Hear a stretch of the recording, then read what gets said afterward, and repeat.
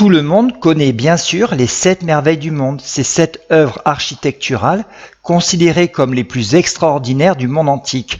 La pyramide de Khéops, les jardins de Babylone, la statue chryséléphantine de Zeus, le temple d'Artémis, le tombeau de Mosole, le colosse de Rhodes ou le phare d'Alexandrie. Il y a eu également plusieurs tentatives de créer une liste des 7 merveilles du monde moderne.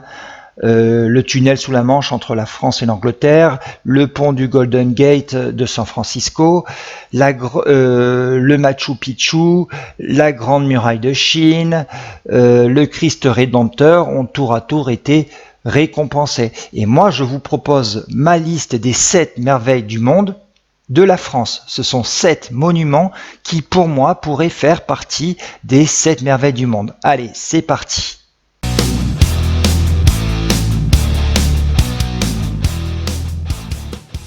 Numéro 1, évidemment, la Tour Eiffel, construite par Gustave Eiffel à l'occasion de l'exposition universelle de 1889. Elle s'est rapidement imposée comme le monument phare de la ville. Avec son élégante silhouette, elle est aujourd'hui le symbole de Paris et de la France dans le monde. Elle mesure 320 mètres et elle est restée pendant 40 ans la plus haute tour du monde. C'est le monument culturel payant le plus visité dans le monde. Depuis le 3e étage, la vue de Paris est époustouflante. Certains disent même que par beau temps, on peut apercevoir les cathédrales de Rouen et d'Amiens. Numéro 2.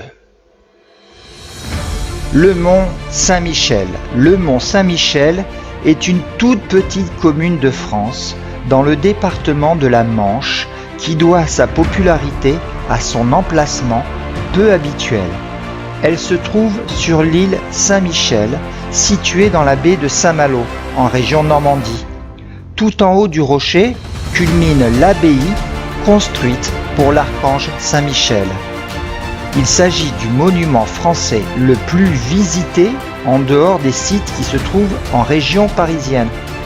On ne peut accéder au mont Saint-Michel à pied que lorsque la marée est basse. La marée, c'est ce phénomène naturel qui fait que le niveau des océans monte 2 fois par jour et descend 2 fois par jour. Lorsque la marée est haute, le mont Saint-Michel devient une île. Numéro 3, direction le sud de la France, le Grand Sud même, avec la cité médiévale de Carcassonne. Carcassonne est la préfecture du département de l'Aude dans la région Occitanie.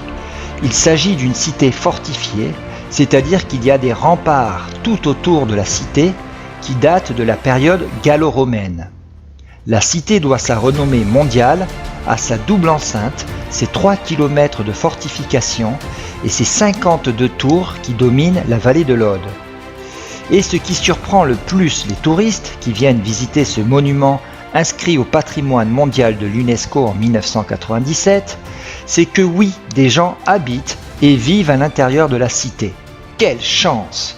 Tous les 14 juillet, à l'occasion de la fête nationale, on y fait un gigantesque feu d'artifice qui attire les touristes du monde entier.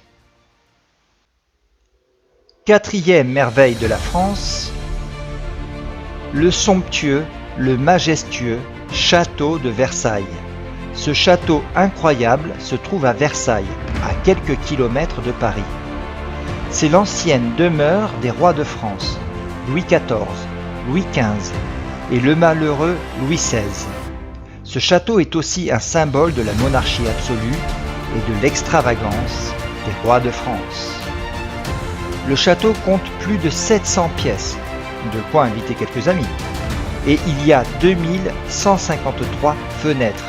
Mais si le château est spectaculaire, le jardin à la française et le parc aménagé par André Le Nôtre qui entoure le château sont tout aussi incroyables. On y compte plus de 47 bassins avec plus de 600 jets d'eau.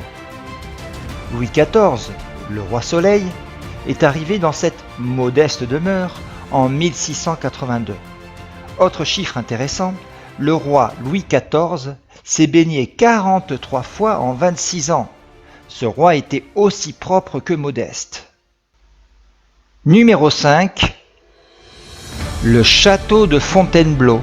Après le château du roi de France, voici la petite maison pour le week-end du roi, Fontainebleau. Ce château se trouve également dans la région parisienne et servait souvent de maison de campagne au roi. Le château de Fontainebleau est un peu plus petit que Versailles, puisqu'il compte seulement 1530 pièces et 45 000 mètres carrés, 130 hectares de parcs et jardins. Les rois et empereurs les plus célèbres y ont séjourné. François Ier, Henri IV, Louis XIV, ou bien encore Napoléon Ier et Napoléon III. Ce qui est très intéressant dans ce château, c'est que chaque roi a agrandi un peu plus le château et que chacun y pratiquait son hobby préféré. La chasse pour François Ier, le jeu de paume pour Henri IV. Alors le jeu de paume, c'est l'ancêtre du tennis. Le théâtre pour Louis XIV. Napoléon Ier, lui, n'aimait pas trop s'y amuser. Il préférait s'enfermer dans la bibliothèque et lire des livres sur les mathématiques, les sciences et bien évidemment les tactiques de guerre. 6e merveille de la France, le port de la Lune de Bordeaux. Le port de la Lune est le nom donné au port de la ville de Bordeaux, la capitale de la région Nouvelle-Aquitaine. Tu connais sans doute Bordeaux pour la renommée mondiale de son vin, considéré par certains comme le meilleur vin du monde. Le port de Bordeaux porte ce nom tout simplement parce qu'il a la forme d'un croissant de lune et il s'agit là du plus vaste ensemble urbain classé au patrimoine mondial de l'UNESCO dans le monde. En effet, il y a sur cet ensemble plus de 350 monuments historiques. Citons la basilique Saint-Michel, le grand théâtre construit par l'architecte Victor Louis, la magnifique place de la Bourse, l'esplanade des Quinconces, qui est la plus grande place de France et d'Europe occidentale, et qui est aussi l'une des plus grandes places du monde. Elle est dominée par l'imposant monument des Girondins.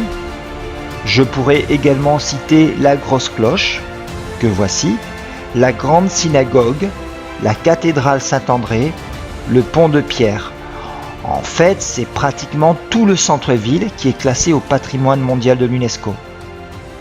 Et si tu n'es toujours pas convaincu, sache que le guide Lonely Planet a désigné la ville de Bordeaux comme la meilleure destination urbaine au monde en 2017. Rien que ça. 7e merveille de la France, les châteaux du Val-de-Loire. Difficile de ne retenir qu'un seul château, alors j'ai décidé de nommer comme 7e merveille de France tout le Val-de-Loire. La Loire, c'est ce fleuve qui sépare la France du nord avec celle du sud. Cette région compte encore et toujours des châteaux. Beaucoup de châteaux. Tous plus beaux les uns que les autres. Je cite les châteaux de Chambord, Amboise, Blois, Chenonceau, ce sont les châteaux les plus connus, mais je ne vais pas tous les citer. Pourquoi ? Parce que la région compte plus de 3000 châteaux. Oui, 3000. Cette région était âprement disputée par les couronnes de France et d'Angleterre. C'est l'une des raisons qui explique ce nombre incalculable de châteaux. Voilà, j'en ai fini avec les 7 merveilles de la France. Bien évidemment, tout le monde ne sera pas d'accord avec cette vision et cette liste des 7 merveilles de la France, notamment des Français qui vont défendre un petit peu leur territoire, qui vont dire mais pourquoi tu n'as pas parlé de la fameuse église de Saint-Gaston-les-Oies ? Bon, moi ce qui m'intéresse c'est que toi, tu partages avec la communauté un petit peu de la culture de ton pays, que tu nous dises quel monument de ton pays pourrait faire partie de la liste des 7 merveilles du monde, un petit peu comme je l'ai fait. Sache enfin que pour des questions de droit, je n'ai pas pu partager avec toi toutes les photos, toutes les images que j'aurais souhaité parce que il faut respecter les règles qui sont sur YouTube. En revanche, sur mon blog, j'ai écrit un article sur ces 7 merveilles de la France avec plein de liens, plein de superbes vidéos sur tous ces monuments, des cartes interactives.